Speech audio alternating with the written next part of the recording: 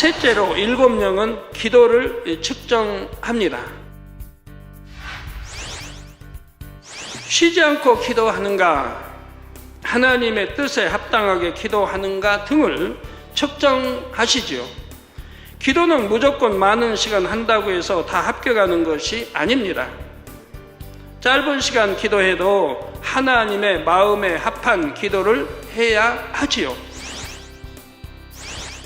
하나님의 마음에 합당한 기도는 먼저 습관을 쫓아 기도하는 것입니다. 먼저 습관을 쫓아 기도하는 것입니다. 쉬지 말고 기도하라 하신 말씀처럼 매일 습관을 쫓아 꾸준하게 해야 하지요. 이렇게 항상 기도하는 사람이라야 영적으로 깨어 있을 수 있습니다. 영적으로 깨어 있으면 어떤 시험에도 들지 않게 됩니다. 설령 어떤 시험이 왔다 해도 신속하게 통과할 수가 있지요. 우리가 기도를 하면 그 기도는 저축처럼 천국에 쌓입니다. 여러분이 은행에 저금을 해 놓으면 필요할 때 꺼내쓸 수 있는 것과 같지요. 자, 그러므로 항상 습관을 쫓아서 쉬지 말고 기도해야 합니다. 다음으로 무릎을 꿇고 기도해야 합니다. 성경상의 선지자들은 물론 예수님께서도 무릎을 꿇고 기도하셨지요. 전지전능하신 아버지 하나님 앞에 사람의 힘으로 할 수 없는 것을 구한다면 겸비하게 무릎을 꿇는 것이 당연합니다. 물론 무릎을 꿇을 수 없는 환경이 있을 수 있지요. 그런 특별한 경우를 제외하고는 무릎을 꿇고 기도하는 것이 성경적인 기도 자세입니다. 다음으로 내 뜻대로 기도하는 것이 아니라 아버지 하나님의 뜻에 따라 기도해야 합니다. 예수님께서도 누가복음 22장 42절 후반절에 내 원대로 마옵시고 아버지의 원대로 되기를 원하나이다 기도하셨지요. 기도는 자기의 마음대로 하는 것이 아니라 하나님의 뜻을 쫓아서 해야 합니다. 야고보서 4장 2절에서 3절에도 너희가 얻지 못함은 구하지 아니하며 구하여도 받지 못함은 정욕으로 쓰려고 잘못 구함이니라 하셨습니다. 아버지 하나님께서는 우리가 구하면 주시겠다고 성경 곳곳에 말씀하셨습니다. 그런데 여러분이 구해도 응답받지 못하는 이유는 바로 정욕으로 쓰려고 잘못 구했기 때문입니다. 정욕으로 쓰려고 구했는데 응답이 되면 결국 세상을 취하고 죄를 짓게 되지요. 이처럼 결과적으로 죄를 짓게 될 텐데 어찌 하나님께서 사랑하는 자녀들에게 응답해 주시겠습니까? 마태복음 6장 33절에 너희는 먼저 그의 나라와 그의 의를 구하라. 즉 하나님의 나라와 그의 의를 구하라. 그리하면 이 모든 것을 너희에게 더하시리라 말씀하셨습니다.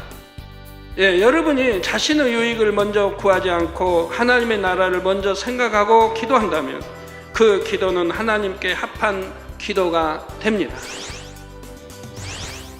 다음으로 기도는 힘쓰고 애써서 간절히 부르짖어 기도해야 됩니다.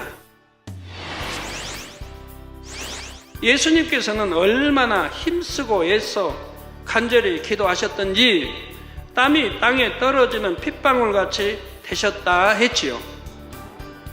우리는 핏방울까지는 아니더라도 땀이 날 정도로 힘써서 기도해야 합니다. 창세기 3장 19절 전반절에 하나님께서는 아담에게 내가 얼굴에 땀이 흘러야 식물을 먹고 라고 말씀하셨습니다. 내가 얼굴에 땀이 흘러야 식물을 먹는다. 땀 흘려 먹는다 이 말이에요. 땀 흘려 식물을 얻는다 이 말이에요. 육적으로도 땀 흘리며 일을 해야 먹을 것을 얻는 것처럼 영적으로 기도의 응답을 받기 위해서는 땀 흘리는 수고가 반드시 있어야 합니다. 또한 하나님께서는 부르짖어 기도해야 함을 성경 곳곳에 말씀하셨지요. 에레미야 29장 12절에는 너희는 내게 부르짖으며 너희는 내게 하나님께 부르짖으며 와서 내게 기도하면 내가 너희를 들을 것이요 라고 말씀하셨습니다. 또 에레미야 33장 3절에도 너는 내게 부르짖으라 내가 내게 응답하겠고, 즉 부르짖으면 하나님이 내게 부르짖는 자에게 응답하겠고, 내가 알지 못하는, 기도하는 자가 알지 못하는 크고 비밀한 일을 내게 보이리라 말씀하셨지요. 다음으로 마음 중심의 기도를 해야 합니다. 마음 중심의 기도를 해야 한다 이 말입니다. 하나님께서는 사람을 외모로 취하지 않으시고 중심을 보시기 때문입니다. 중심의 기도란 진정 마음에서 바라는 바를 입술로 내어 기도하는 것입니다. 그러면 마음에서 별로 원하지 않는데도 기도하는 사람이 있을까요? 예, 있습니다. 특히 하나님의 나라와 의를 위해서 기도할 때 그저 늘 하던 대로 형식적으로 기도하는 사람들이 있지요. 예를 들어 머리로는 화평의 함을 알기에 모든 사람과 화평하게 해 주옵소서라고 기도합니다. 그런데 여전히 상대를 탓하는 마음, 상대를 미워하는 마음이 있는 것입니다. 화평하기 위해서는 자신부터 바뀌어야 하지요. 예, 자신은 전혀 변화되지 않으면서 상대만 바뀌길 원한다면 이는 진실로 화평을 원하는 것이 아닙니다. 따라서 아무리 화평하게 해 주옵소서 해도 이는 중심의 진실한 기도가 아니지요.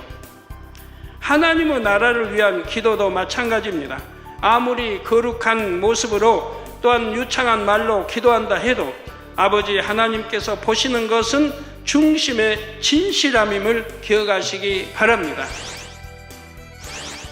이와 같은 맥락으로 마지막으로 기도는 반드시 믿음과 사랑으로 해야 합니다. 마지막 또 기도 반드시 믿음과 사랑으로 해야 한다 이 말입니다.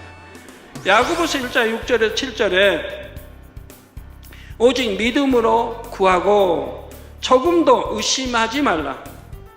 즉 믿음의 기도가 응답이 되는 건데 의심하며 기도하는 건 응답이 되지 않는다 이 말이에요.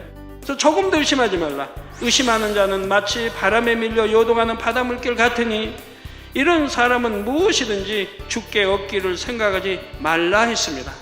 정말 응답받을 수 있을까? 안 되면 어떡하나? 이렇게 의심하면서 하는 기도는 응답받을 수가 없습니다. 정녕 살아계신 하나님께서 응답하심을 믿고 하나님을 사랑하는 마음으로 기도해야 하지요. 또한 교회와 영혼들을 위해 기도할 때도 진정 교회와 영혼들을 사랑함으로 기도할 때 그 기도가 아름다운 향으로 올라갑니다.